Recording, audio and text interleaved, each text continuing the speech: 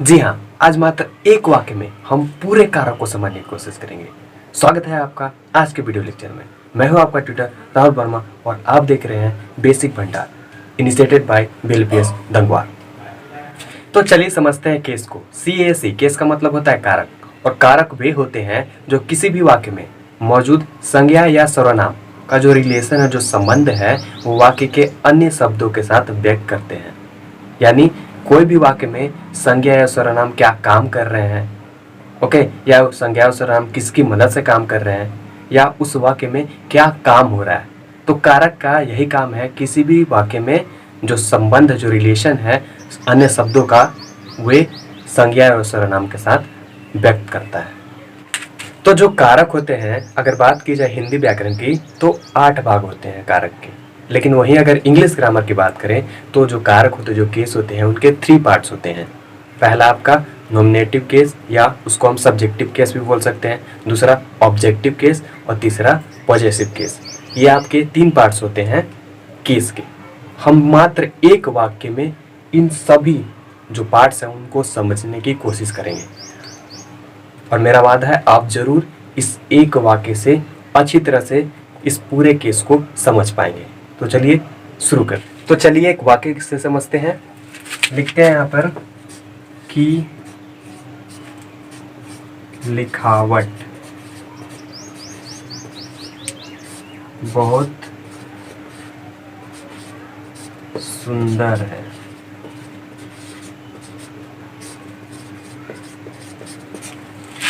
यहाँ पर आपको एक सेंटेंस दिख रहा होगा कि लिखावट बहुत सुंदर है।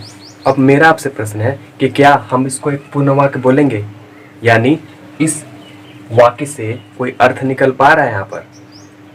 बोलिए। बिल्कुल नहीं। कि लिखावट बहुत सुंदर है, यहाँ पर हमें यही समझ नहीं आ रहा है कि यहाँ पर लिखावट जो है वे किसकी लिखावट की बात की जा रही है, किसके हैंडराइटिंग की बात की जा रही है कि वो बहुत सुंदर है। यानी इस पूरे वाक्य में जिसकी हैंडराइटिंग की बात की जा रही है वो तो यहाँ है ही नहीं है ना। हम यहाँ पर जान ही नहीं सकते हैं कि किसकी बात की जा रही है। तो ऐसे ही किसी भी वाक्य में जिस भी शब्द के बारे में बात की जाए, यानी उस सेंटेंस में जो वे शब्द है वो प्रधान हो, वो मेन हो, यानी इस वाक्य में जो भी काम कर रहा है वो उसके जिम्मे हो, यानी सारा काम जो है वो करता हो, यानी सारी बात जो है उसका ही होती हो, तो वैसे हम वर्ड्स को बोलते हैं कर्ता, सब्जेक्ट। उसी की कमी जो है यहाँ इस सेंटेंस में हमें खल रही है। तो चलिए उसको भी दूर कर देते हैं। कोई भी एक नाम ले लेते हैं, जैसे हमारा स्कूल से ही ले लेते हैं। जैसे यह है हमारा अदिति। अब यहाँ पर आप देखिए, अदिति की लिखावट बहुत सुंदर है। अब ये एक पूर्ण वाक्य हमारा दिख रहा है जिससे हमें ये अर्थ निकल पा रहा है, हाँ, कि यहाँ पर हम बात कर रहे हैं अदिति की लिखावट की, कि वे क्या है, बहुत सुंदर है। अब यहाँ पर हमें इस वाक्य में जो काम करने वाला व्यक्ति है वो हमें मिल चुका है। वही अगर इस दिए हुए वाक्य को इंग्लिश में ट्रांसलेट करना चाहें, चलिए करते हैं। तो सबसे पहले किसी भी वाक्य में जो पहला शब्द होता है वो आपको सब्जेक्ट लिखना होता है।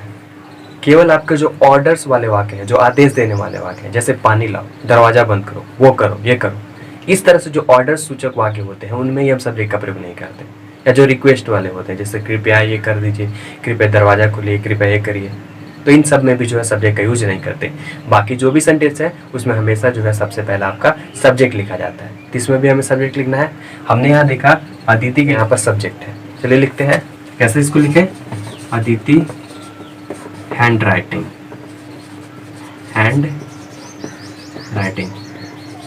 क्या ऐसा ही लिखा गया है?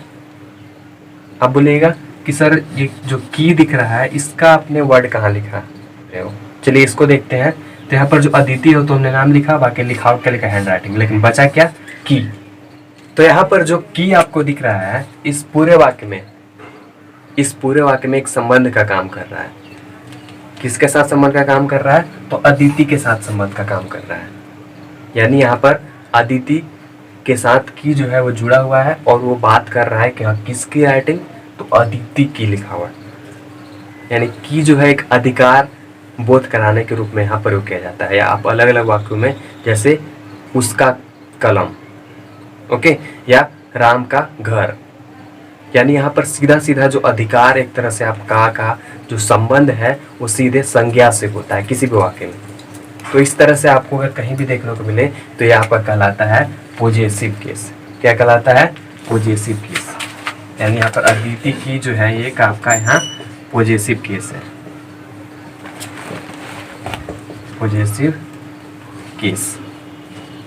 ओके, यानी संबंध कारक। तो यहाँ पर हम की के लिए क्या यूज करते हैं? तो की के लिए हम यूज करते हैं अपॉस्ट्रोफी एस। कैसे यूज करते हैं? तो की जो है जिसके साथ जुड़ा हुआ है, यानी की का जो इसके साथ संबंध है, उसके लास्ट जो आपके वर्ड होते हैं वहाँ पर हम अपॉस्ट्रोफी एस का प्रयोग करते हैं। जैसे यहाँ पर हमने किया है, देखिए यहाँ पर अदिति की जो जुड़ा हुआ है अदिति से, तो यहाँ पर इस तरह से यूज किया है अदिति, और लास्ट में हम ऊपर कॉमा देंगे और एस यूज करेंगे। इसी को बोलते हैं हम अपॉस्ट्रोफी एस, अपॉस्ट्रोफी एस। इस तरह से आप यूज कर सकते हो। तो ये इसका पूरा मतलब हो गया अदिति की। इसी तरह से राम का रहेगा, आप यहाँ पर यूज कर सकते हो राम, यहाँ पर अपॉस्ट्रोफी एस, ये हो गया आपका राम का।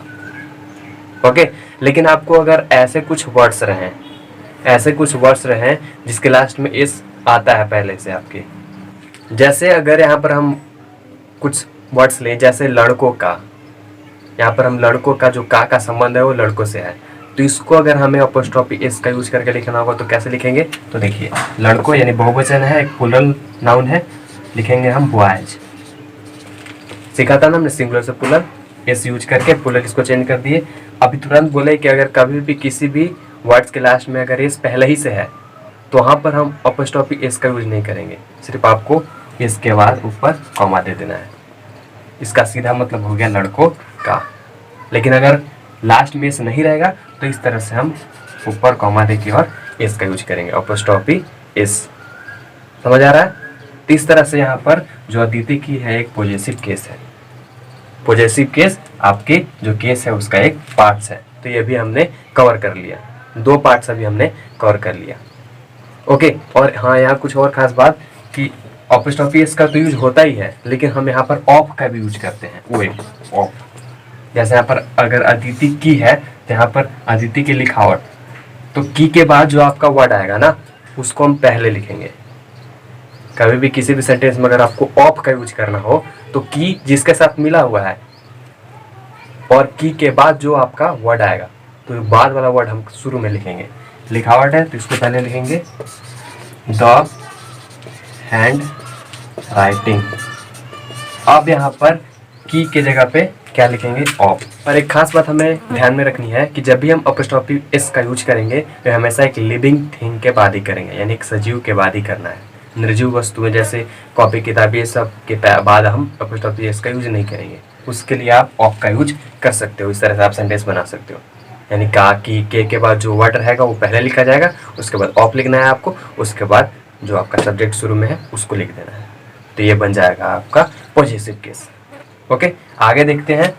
अगला आपने यहाँ तक तो देखा, उसके बाद जो ये आपका नॉमिनेटिव केस के बाद जो बचे हुए आपके जितने भी वर्ड्स हैं वे सब आपके कहलाते हैं प्रेडिकेट, यानी इसको हिंदी में बोलते हैं विधेय।